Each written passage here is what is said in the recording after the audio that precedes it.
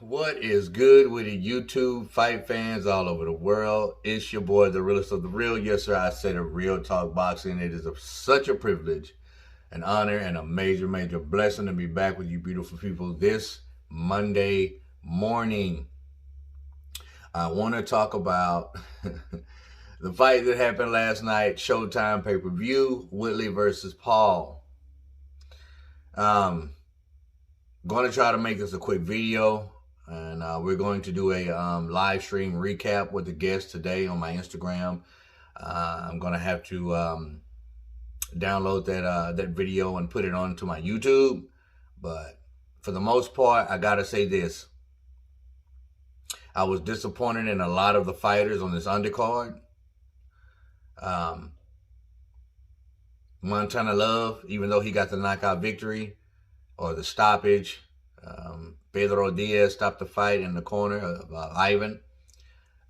But I was very disappointed in a lot of things that Montana did. A lot of these fighters got their man hurt and wanted to showboat instead of finish them off. Montana did fight a slick and good fight, but I was really, really, really disappointed and ticked off in the way that he acted. He got his man, he had Ivan hurt multiple times and just would not jump on him. Just a terrible display of discipline. But nevertheless, he got the win. The only male fighter that I am actually pleased with, is Daniel Dubois. He got his man hurt in the first round. He jumped on him and got him out of there, handled his business. So Daniel Dubois, I commend you, young man. You still need to work on that head movement, that defense. You got a little reckless when you got your man hurt and you got caught a couple of times. But nevertheless, you did what you were supposed to do. You smelled blood. You went in for the kill. Thank you for conducting yourself like a fighter. Now I want to get to the fight at hand. No, we can't forget Amanda Serrano, which I'm going to do a whole video over her. Because the male fighters should take note on how to box, how to fight, how to use ring generalship, how to stay to the body. She was just classy in the ring. Now, her corner man, the dude in her corner, he was a punk. He was a trash bag. I got to say that. But that's for another video, because she deserves her own video spotlight here on Real Talk Boxing. She was amazing. Her opponent did a great job, too. Had a lot of heart. Two beautiful young ladies in there. They did great. But let's get to the fight at hand, man. Jake Paul versus Tyrone Woodley. If you were at my live stream, man, I was making a lot of sense. I was dropping a lot of gems on my live stream. Now, we had some Jake Paul fans on my live stream. It was a respectful live stream. We had some good conversation about a lot of different things. But I dropped some gems, man. We had a lot of conversation about Jake Paul becoming a world champion. There were 2 or 3 people who said, yes, he will. I explained why I thought he would not. I explained why I believe his level of competition will keep him from doing that. I explained that there's levels to this boxing game.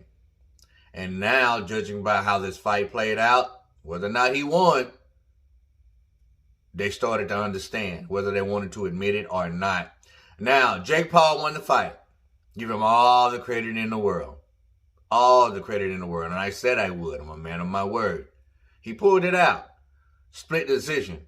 I actually had to fight 5 rounds to 3 for Jake Paul, to be honest with you. So I was wrong about Jake Paul TKO or knocking out Woodley within 5 or 6 rounds. I was wrong.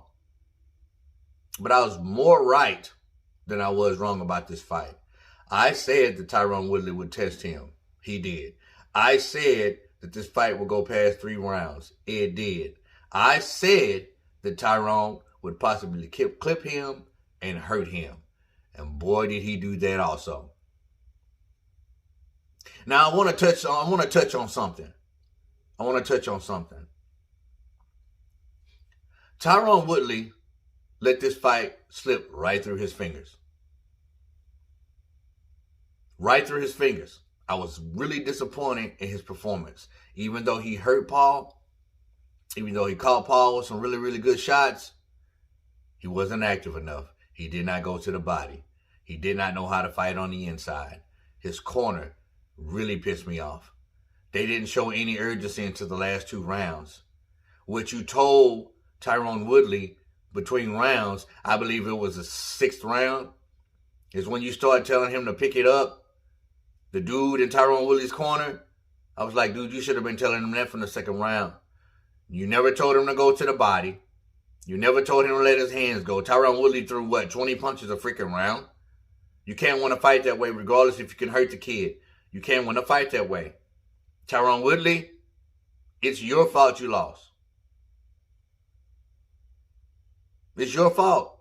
You let it slip through your freaking fingers, bro. I stated it on my live stream.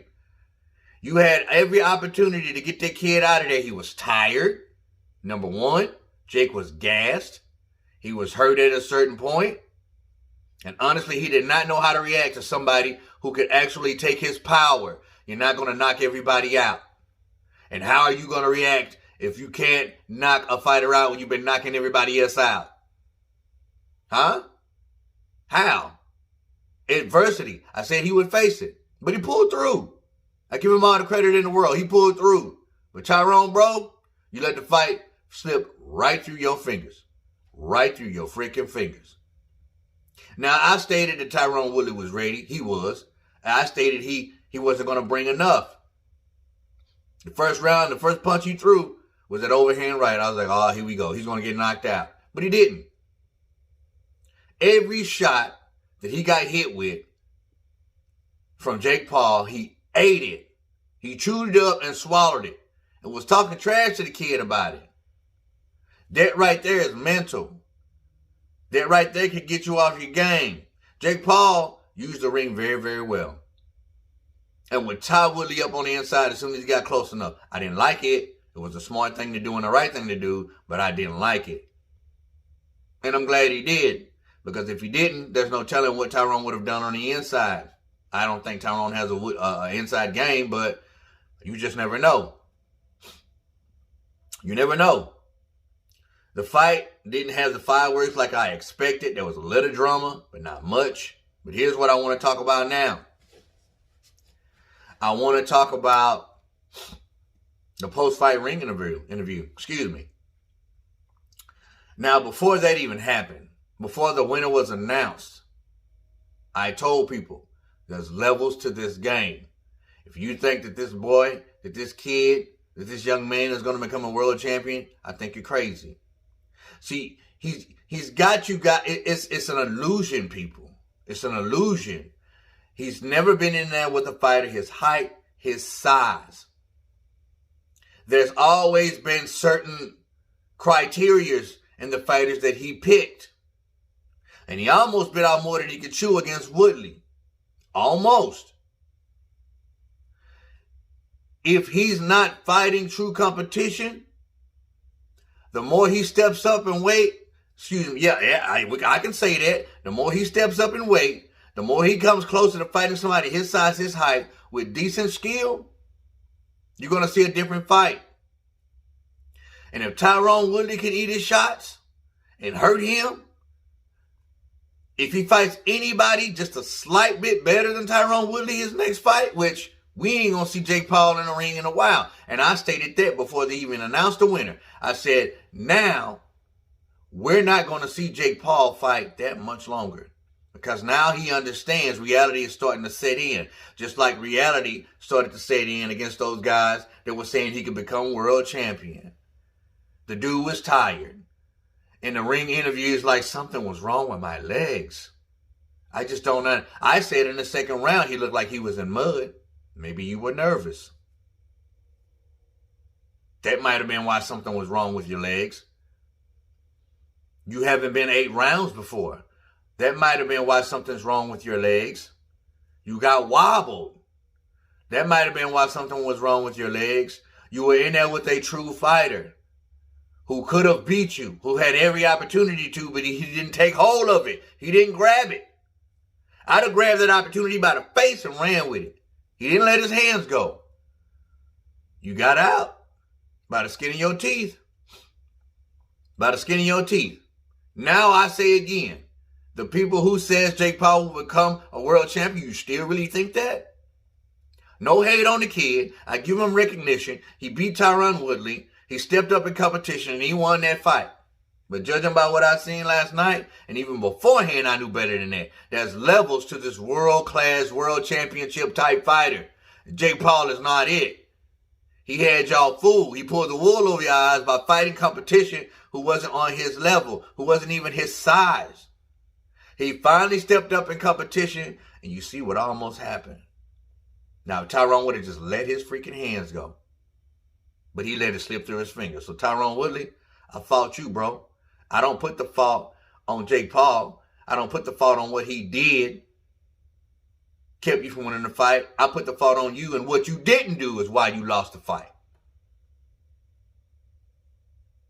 Yeah, you ate the shots, but you didn't let your freaking hands go. The cornermen and these corners of almost every fight, besides Amanda Serrano, I just wanted to grab by the ears and shake them. Well, what are you telling these fighters? Big up to Amanda Serrano. Top dog. The girl is on point.